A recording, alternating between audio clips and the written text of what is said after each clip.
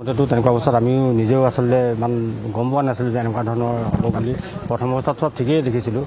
পিছত গতিকে এতিয়া বাকী অনুসন্ধান চলাই আছে, গতিকে উচিত তদন্ত এটা হওক আৰু সোনকালে যাতে ন্যায় পায় আৰু কথাটো আমি ইমানটো বিচাৰিছোঁ।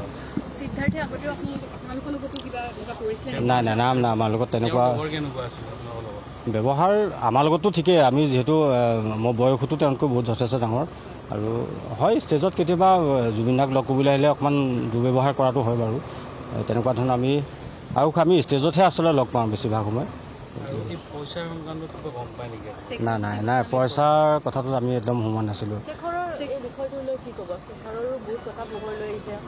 এতিয়া শেখৰ আমাৰ লগততো ভালেই আছিলে। আমি যিহেতু তেওঁ মিউজিচিয়ান আমিও মিউজিচিয়ান, একেলগে আমি প্ৰগ্ৰেমবিলাকত যাওঁ আৰু কি কয় তেতিয়াতো চব ঠিকেই আছিলে।